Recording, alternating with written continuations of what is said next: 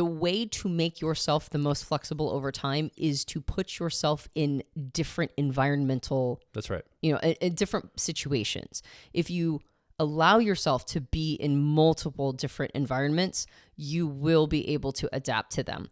If you find yourself in the same environment Yes.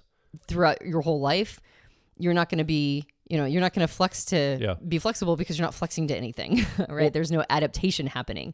And so the function itself requires a variance of environments to really do what it does well.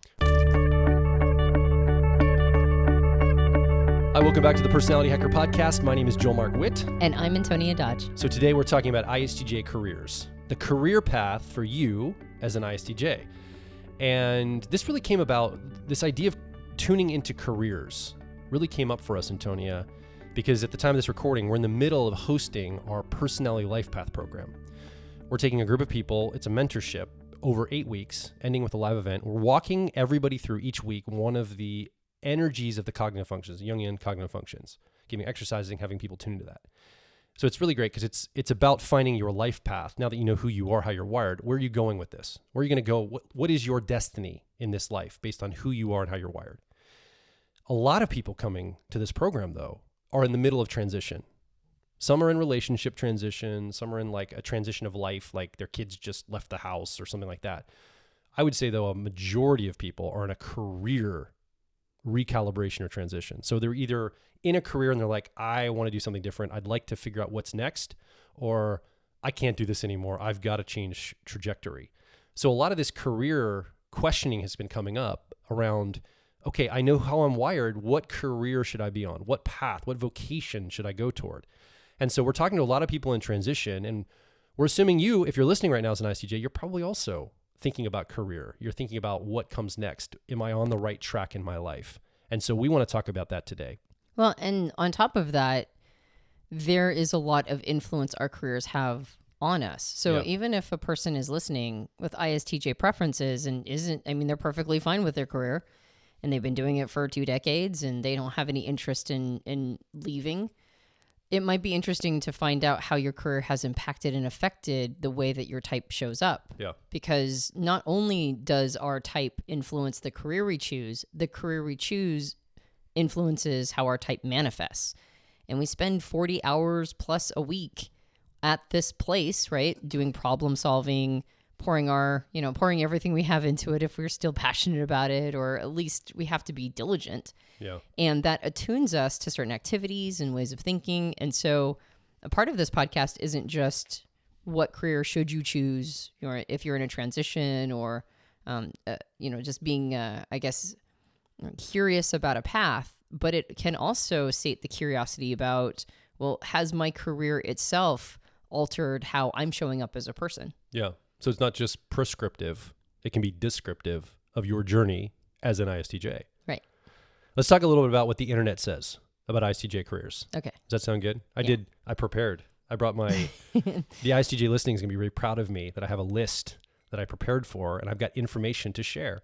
Everybody loves a good list. So I went out to the internet and I did just some general research. I basically asked Google and the internets, plural, what are the careers that are often talked about, the stereotypical careers for ISTJs? So I have a top 10 list here of what the internet sent back to me. Now, you as an ISTJ may or may not resonate with this, but let's just see. And some of these are, some of our stereotypes or things you'd imagine based on what we know about personality type. Okay. Number 1, accountant. Is that a surprise to you, Antonia? Probably not. That this is what the internet says. I'm not saying this. The internet says this. Okay. This is anecdotal. 2, financial analyst, financial analyst, lawyer, engineer, IT manager, human resources manager, project manager, law enforcement officer, military officer, or operations manager. Again, that's just a general list. And if you were to search, you'd probably find career advice for you as an ISTJ. You should probably pursue one of these types of careers or jobs. Yeah. These lists aren't bad. We've been doing quite a few of these podcasts featuring different types, and that's not a bad list. I would say, though, that it is most likely going to resonate with a fairly stereotypical view of an ISTJ, or an ISTJ that, really resonates with the usual descriptions and profiles. We're going to come at this subject a little differently, though. Yeah. Our friend, Dr. Dario Nardi, has recently, over the last year or so, started to talk about this idea of what he is now calling subtypes, even though he was reluctant to call them subtypes. He wanted to originally call them flavors. And the reason why he wanted to call them flavors, or these different variations of each of the types, is because this is more of the nurture component to how type manifests. Yeah. So our personality type, in this case, ISTJ, that seems to be pre-wired into a person. What our type preferences are, that's more nature, it appears. The best information we have at this point is that we come pre-wired with that. But there is a nurture component. And the nurture component means that over a lifetime, we can alter and shift our subtype or our flavoring of our type, depending upon the circumstances we find ourselves in and the training that we do and the career we choose. Yeah. And so we want to talk about ISTJ careers, not just in the more stereotypical version, but also with the different variations of ISTJs, and what a person who has ISTJ preferences but might not look like the cookie cutter version or the stereotype, what kind of careers they might be interested in. Yeah, and one of the resources I'd direct you to, if you're an ISTJ, we recorded an interview. We have multiple recordings on ISTJs. We got one on giving you ISTJ advice from many years ago, an audio podcast. And we also have an audio podcast interview with Antonia, who has ISTJ preferences. Mm-hmm. She's an interior designer and photographer. And I would say that she is a very unique styled ISTJ that falls outside of the stereotypes you read about online. And we're going to talk about maybe why that is as we go through these expressions. So two things I'd encourage you to think in terms of. We're going to talk about this in a principled way. So we're not going to give you like, you should go do this job as an ISTJ or this career. We're going to give you some principles to think about because there's all sorts of flavorings of ISTJs. And when I say flavorings, what I mean is almost imagine ISTJ is a song written out in paper, like the musical notes of a song. And these 4 expressions we're going to talk about are the performances of that song. So we're still talking about you're an ISTJ. That's how you're wired. That's how you make decisions, learn information. All those things still hold true. But how do you express that? What are the things that you're interested in, the values, the interests you have, all of that? Right. So we'll give descriptions of each of these subtypes and talk about the careers that they find themselves attracted to or what they really excel at. Yeah. And if you are new to type, if you've just discovered you have ISTJ preferences and this is sort of new information for you, I think you'll be able to self-assess which of these subtypes you fall into just through the descriptions. But if you are a type geek, we'll also go into the more the deeper layer of it. Yeah. If you want to watch or listen to a full podcast on the concept of subtypes, we recorded it with our friend Dario not that long ago. So please feel free. We'll post a link. You can go listen to or watch that episode talking about how the concept of subtypes work. And it's based on work from Dr. Helen Fisher around neurotransmitters and a little bit borrowed from socionics Victor Galenko, mostly the names of the subtypes, and a couple other resources. And it emerged by Dario looking at the results of EEG, machine testing, and discovering that a person of the same type can have multiple different ways or basically brain patterns that they favor depending upon things like their career choice. So this is through observation. Dario had people come into his laboratory, go ahead and confirm ISTJ preferences, and then he would look at the brain patterns, the 4 different brain patterns that would show up, and he organized it based on an ISTJ or a sample size of ISTJs falling into one of these 4 brain patterns. Right, exactly. So let's talk right about it. Let's jump in there. Okay. So the 4 different subtypes are dominant, creative, normalizing, and harmonizing. And for those of you who are into type, you're a type geek, basically the difference is your first 2 cognitive functions. In this case, for an ISTJ, it'd be introverted sensing, what we call memory, and extroverted thinking, or what we've nicknamed effectiveness. Whether or not these functions prefer a more assertive position, like they are more what Dario calls analytic. So they are more focused, they're more single-minded, they're more driven, and they have an energy that sort of goes out, right? It's not extroversion so much as it is more just a certainty, like a sense of taking what's inside and pushing out to the world, right? It's a more driven position. And just to make sure you're understanding as we go through this, just in case you're new, we're not talking about the person being assertive. We're talking about the part of their cognition that's more focused. Right. Although that oftentimes shows up as more assertiveness in the individual as well. Certainly. And the other way that these functions can show up is what Dario calls holistic, which is a more receptive position. It's not as focused, it's not as targeted, but it's more open. And so instead of focusing on a single point, it more takes in peripheral information, and it tends to have higher degrees of openness, but less focus, less direction. And depending upon the combination of each of these functions, preference for a more analytic, focused, or holistic peripheral experience, then that alters how the type shows up.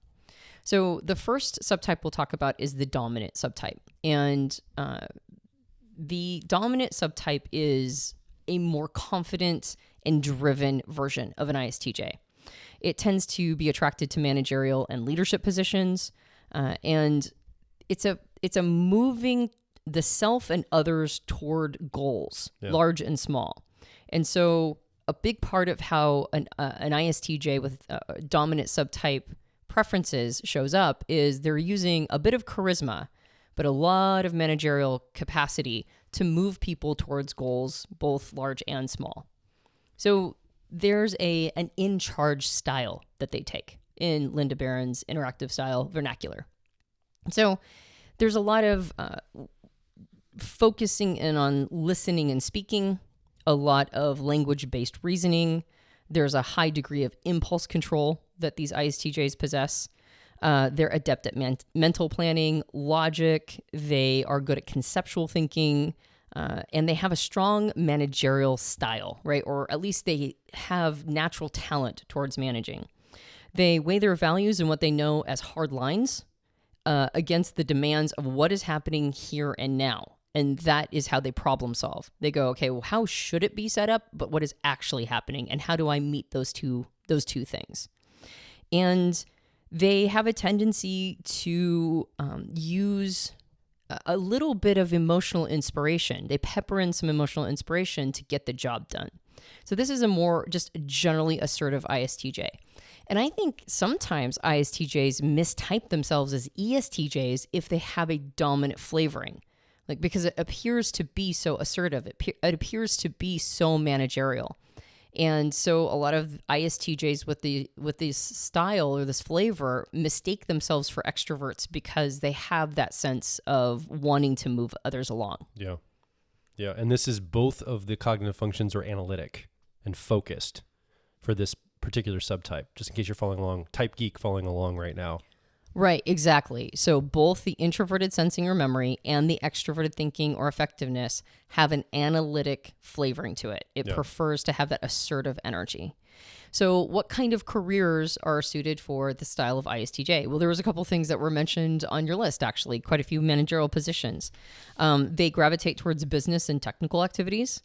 And they usually rise, right? They are very good at rising in the ranks to administrative, managerial, or even political roles. And so that's very common. But they might also dip their toe in other things. They might end up becoming coaches. They are not bad at counseling. Oftentimes they find themselves in counseling positions. Instructional design, nursing, public speaking, teaching, tech support, writing. These are all places that dominant ISTJs can be found.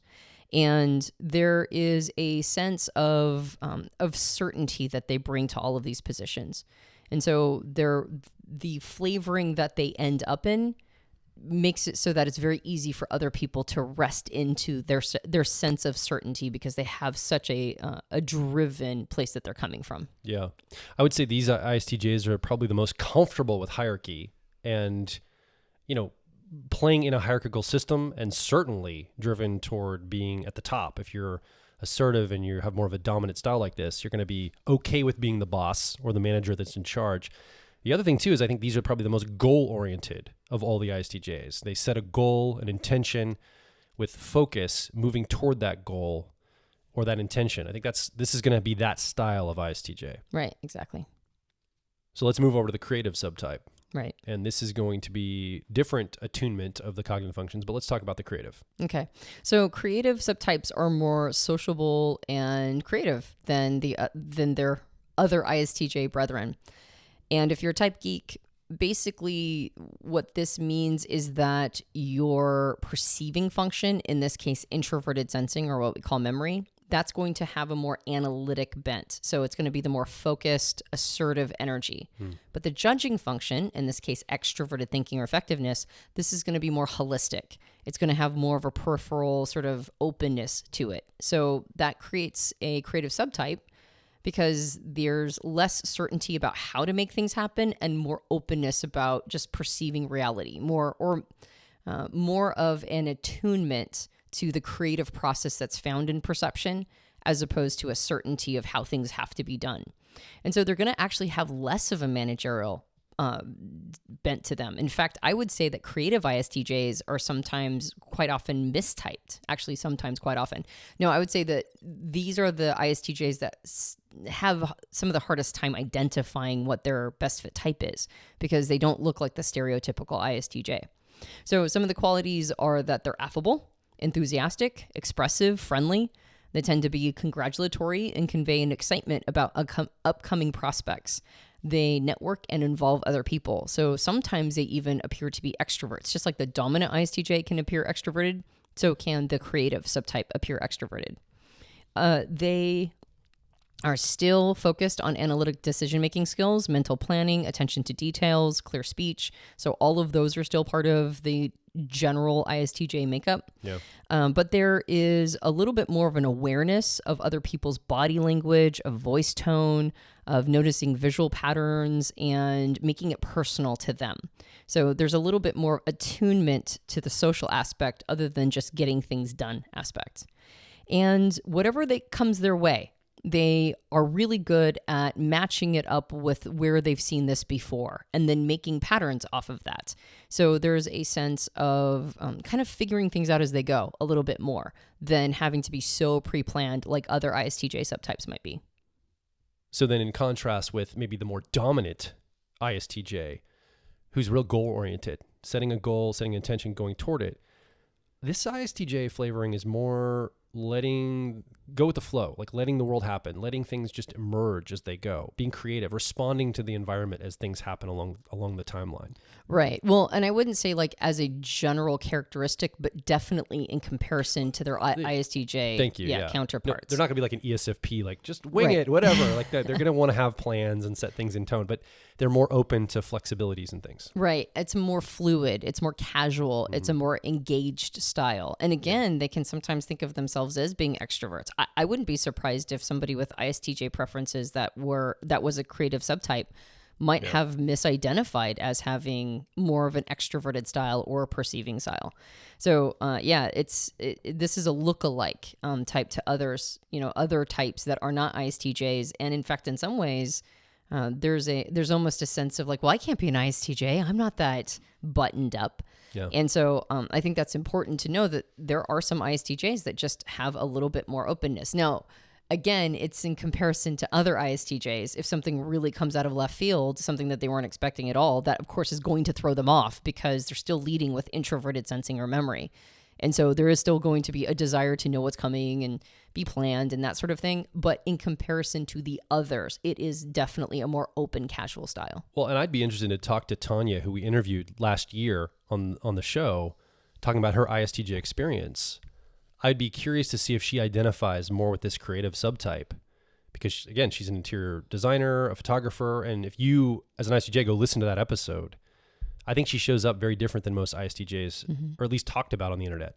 So it's great to hear that. And I think I would assume she's probably in that creative framework. Again, I would let her decide for herself. I'm not going to project that onto her. Right. But I bet she would report, yeah, I kind of feel more creative and go with it, go with the energies of the moment. Yeah, definitely. I mean, not definitely she is a creative. Again, she gets to decide that for herself. But it does seem that people who are attracted to things like photography, or ISTJs attracted to photography and interior design, it makes sense. It would track if she did have a creative flavoring. Some of the other career options that really suit people of this style are anything in the arts, history, psychology, travel, writing, They may still have that practical side, though, that encourages them to go less in the arts and a little bit more in business or engineering. But Dario says that they might just marry everything together in something like industrial psychology. Yeah. So there's a practical side that goes, well, I should probably do something that will give me the best career options, but also I'm really into this thing over here, so let's try to marry it all together. But there's also a lot of creative ISTJs found in performance and acting, as journalists, as painters. And so a lot of these, again, as we mentioned, run against the stereotypes. Yeah. Okay. So we've talked about dominant. We've talked about creative. We got 2 more left. Let's talk about normalizing. Right. So what does this type of ISTJ look like? So normalizing probably is the closest to the stereotype that we could consider.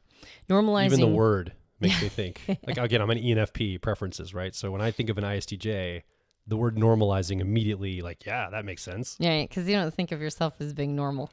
No. And so the opposite would be the normal. Right.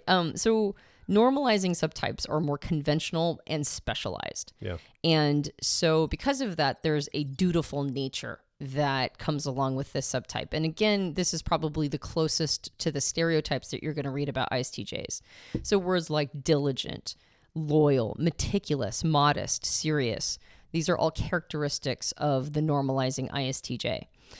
They work a lot under the umbrella of a big organization. It's very common for them to be part of an organization. And so this is where you're going to say things like the police officer that you mentioned before, or somebody in the military. There's a lot of attraction to organizations and in institutions. That suits them. They have a strong analytical bent. They are the stereotype of the left-brained person, right? Who's that linear, literal thinker. They have that measured, stoic, thoughtful approach to life. They tend to be the most introverted of the ISTJ types, like both the dominant and the creative can sometimes show up more extroverted. This type is going to show up as a more introverted version of an ISTJ. And they're going to gravitate to the classics, right? Anything in the professional realm or anything they really feel like they can themselves attain that will give them a sense of stability and security. So practical, technical professions like accountant, that was the very first one on your list. That is very much the normalizing ISTJ preference, is something like accounting.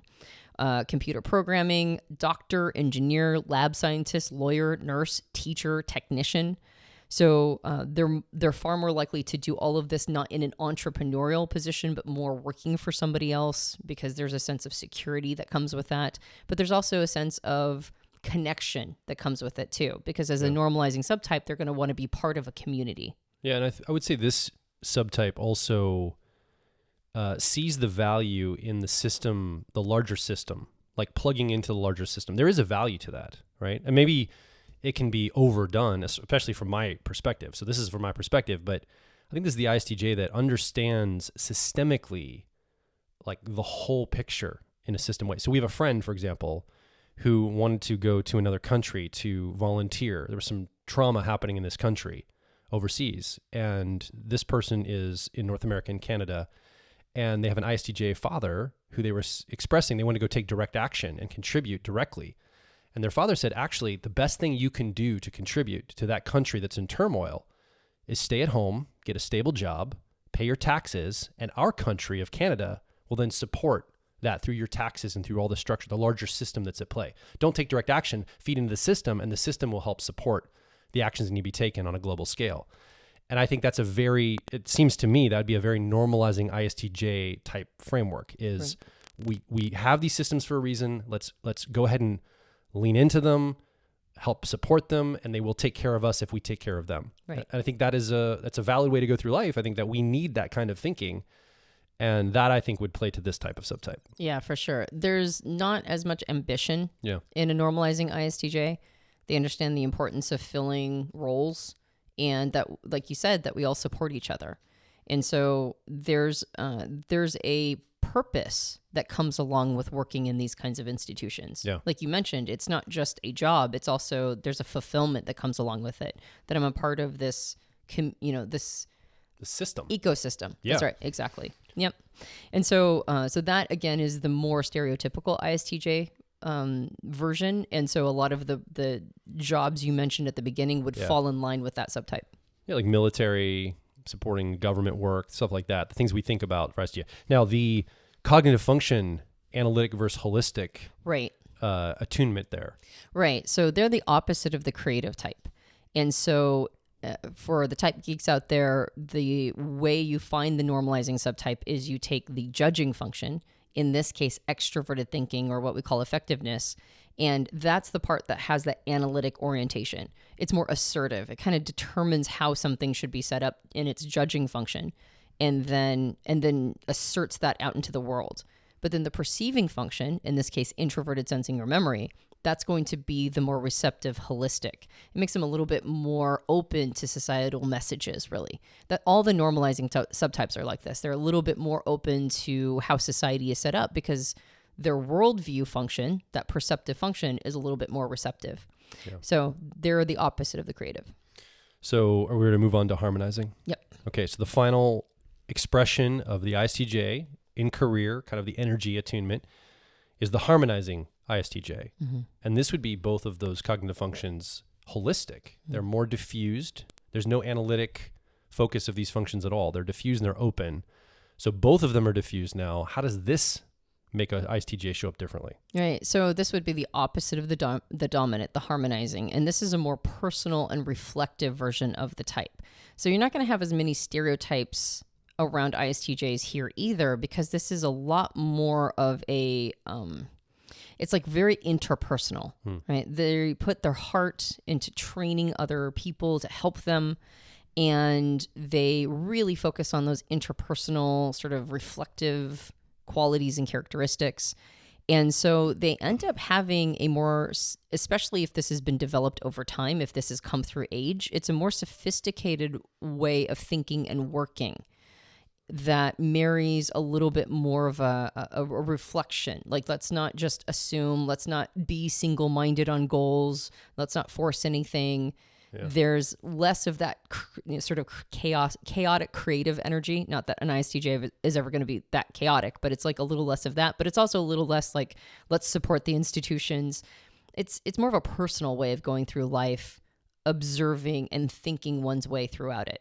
And so it's going to be a chill vibe ISTJ. It's going to be a real chill vibe version. So there is a specialization that comes along with this. It's less specialist than the normalizing, but there are like ways of thinking that become harmonizing ISTJ's favorite way of experiencing things. And it's actually quite complex.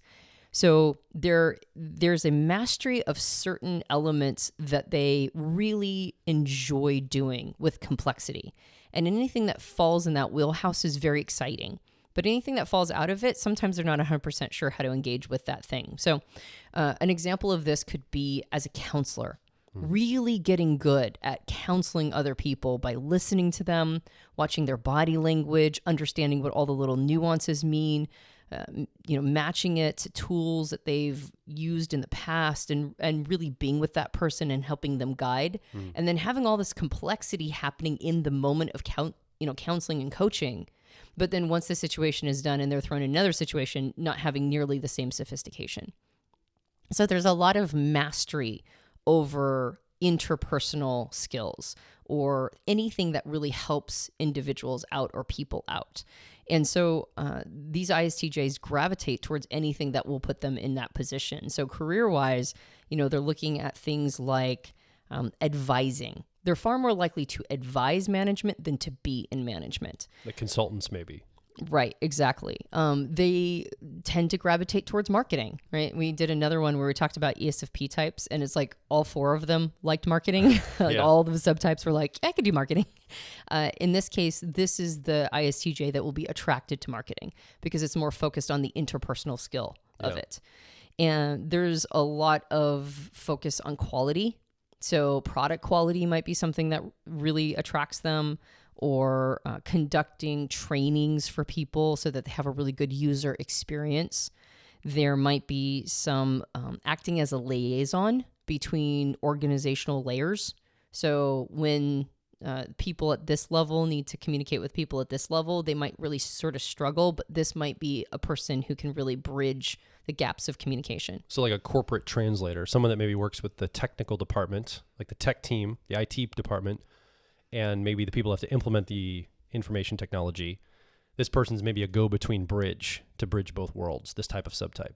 Right. And because both of their functions are holistic, which means that they're just kind of more of an open person, there's an openness to navigating through situations, not in the way that maybe they've always had to, but like more of an opening to what this situation needs of them.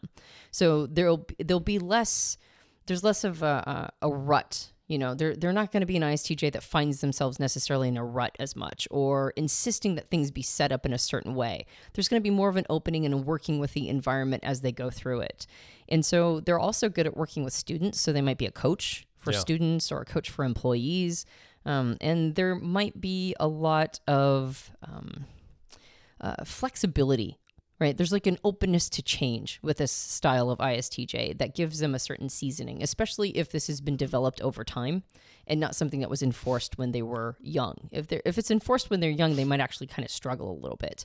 But if it's something that they've learned over time, that like my way, you know, that whole my way is the highway thing doesn't really work out, then on the other side, you'll see this really beautiful expression of an ISTJ that has that openness, that ability to train, but might have lost some of that managerial directive quality. Like goal orientation might not be as important to them as people orientation. And again, they might mistype. They might believe they're feeling types because they have that interpersonal focus. Now we're talking about this in the framework of career. These expressions could be stratified. Like at home, you might be a little bit of a different expressed subtype than you are at the office or at work. So we're talking about this through the lens of career. And remember, these aren't rigid subtypes. This isn't who you are. If your cognition is ISTJ, these are ways you can express. And if you have a tendency to be, lean more toward one of these subtype expressions, you can grow and stretch and lean into some of the others. So maybe it's on a maturity line through your life. Like early on in your life, maybe you started off with more of a normalizing ISTJ framework. You got a job, let's just say as an accountant, and you worked at that for a couple decades. And then all of a sudden you felt a calling to sort of lean more into your creative side. Maybe there's a career change where you became more creative later in life after you did more of the managerial stuff. You ended up opening up different energies. So these are available to us, all of us. Doesn't matter your personality type. These flavors are available to us to lean into and explore more of who we are and what we want to do in life through our career. To piggyback on what you're saying, I think there's really two major ahas or insights that can be had from engaging with these subtypes and understanding careers through them. The first is, what kind of person do I want to be? Like you said, let's say that I identify as a normalizing ISTJ, but there's an opportunity for management and really stepping into my ability to lead other people. Well, then I might need to move into a more, dominant directorial position as an ISTJ. And then I might want to seek a job or go out for something that will force me to flex those muscles because I have it inside of me. I just haven't really been using it. Yeah. Or I might have discovered something more of a sort of a spiritual tone. And I really enjoyed mentoring younger people in my career path. And so now I'm moving towards more of a harmonizing ISTJ style. Or like you said, maybe I just kind of feel like I need a more creative space. And so going out for something in a creative field might open that up for me. So what's nice about this is it's not just what do you want to do, it's kind of who do you want to be, right? And what qualities and characteristics do you want to emerge? Because the second big aha is the career itself will help mold you. And so what we choose as our career path is going to alter and change the kind of person we are in response to the thing that we have to do for 40 plus hours. So I think it's really an interesting relationship that we build with our careers to understand that it's not just matching something, it's also understanding that we're like growing with it. And what we choose, we're going to grow into oftentimes. And if we can't, maybe it's time to flex a different aspect of our personality type. You want to talk about countering stereotypes. I mean, again, if you're listening to this as an ISTJ, you've probably read something about your personality type online. There's some jokes going around of how rigid and unbending you are as an ISTJ. But the brain scans from Dr. Nardi would argue very differently. Your dominant or driver cognitive function of introverted sensing or memory is the most adaptable cognitive function over time, meaning you are the most flexible on a long enough timeline of all of the personality types. I mean, ISFJs are probably the other one. So don't discount the fact of putting yourself in certain conditions into a certain career role can really shape you and can really make you go down a road and help wire you and bring out all of these elements of you. So choosing well, choosing what career you enter over time will shape who you are as a person. So be mindful of that too, because the choices you make will start to shape how you are. Yeah. Sorry, my introverted thinking has to do one tiny Please little do. quibble. It's you are accurate. I would just make it a little bit more specific that the function itself of introverted sensing or memory. If you're new to type, by the way, this is the mental process that is favored by SJs in the Myers-Briggs system, that the function itself is the most flexible over time, over a long enough timeline. Yeah. I didn't say that. What did I say? You said the ISTJs are the most flexible over time, and the reason why I want to make this little, Yes. I want to be for that. specific about this is the way to make yourself the most flexible over time is to put yourself in different environmental, That's right. in different situations. If you allow yourself to be in multiple different environments, you will be able to adapt to them. If you find yourself in the same environment Yes. throughout your whole life, you're not going to be, you're not going to flex to be flexible because you're not flexing to anything, right? Well, there's no adaptation happening. And so the function itself requires a variance of environments to really do what it does well. Well, if it doesn't have that variance of environments, it will be very unique in how it's wired. In other words, the same thing that we say creates the rut or the structural, the unflexibleness. The reason why it's unflexible is because of the adaptation, right. Meaning the trail that introverted sensing gets on starts to groove in a very particular way. In other words, on the brain scans, my personality type, ENFP, you would think would show up in tons of variance. But we actually, on brain scans, our dominant cognitive function shows up with a lot of homogenization. Mm-hmm. But introverted sensing users show up so unique because they get on these unique paths, and that keeps shaping them more and more distinction, more and more uniqueness. So thank you for clarifying that, because that's what I was intending to communicate. I appreciate your TI, though, to help land that plane. Yeah, no, I just, I think that it's actually a really important message for people who use this function. Yeah. To know that new situations almost always feel really scary. And if an ISTJ is listening to this podcast specifically because they're in a time period of transition, I mean, the idea of, sort of financial insecurity, that idea of having to change jobs and having to learn something all over again. And especially if it's in a totally different field, or if you're feeling called and pulled towards something that is outside of your current experience, I can only imagine the challenge with giving yourself permission to have that desire or want, and balancing that with the practicality and the need to make sure that you're safe and secure. And if you have dependents and a family relying on you, there can be a lot of challenge in that situation. And I think it was really important for you to mention, no, you have it inside you. You are pre-wired to be able to learn new things and be highly flexible and adaptable over time. So the choices that you make, you can give yourself permission to want something that's out of your current wheelhouse. You can give yourself permission to go towards something that will help you grow into another version of yourself, or maybe even a better version of yourself with more, with more tools at your disposal, knowing that maybe another job, maybe another career is the thing you want to be moving into in order to gain some of those tools, some of those characteristics. Yeah. Like take, for example, I want to be more of a leader, so I'm going to move into a more dominant ISTJ style role, or I want to have more compassion and work with people one-to-one, so I'm going to move into a more harmonizing ISTJ role. I think it's important to give that little extra, encouragement that not only is it okay, but it might be exactly what you need to be doing. So you've been listening along. You're most likely an ISTJ, or at least you have an ISTJ in your life. You want to learn more about them. But let's just talk to you as an ISTJ right now. What's coming up for you? Have you sort of mapped yourself to one of these subtypes, the expression of your personality? Do you see yourself in the descriptions here? Have you picked a career that's in alignment with how you identify as a subtype? Or do you find yourself in a career that's not really the best career for how you feel that your subtype is wired? So are you out of alignment with that career? What's your story? Come over to personalityhacker.com. Directly below this episode, you can ask a question, share your comment, or like I just said, share your story. We love to hear stories. You've been sitting here listening to us talk for a while. You haven't had a microphone, but we want to hear from you. As we talk about this, what is your career story and what is your career intention going forward? Are you in a transition? Are you cool with where you are? Where have you come from? Come over, make your voice heard. And if you enjoyed this podcast, you can subscribe to us on iTunes and various Android platforms.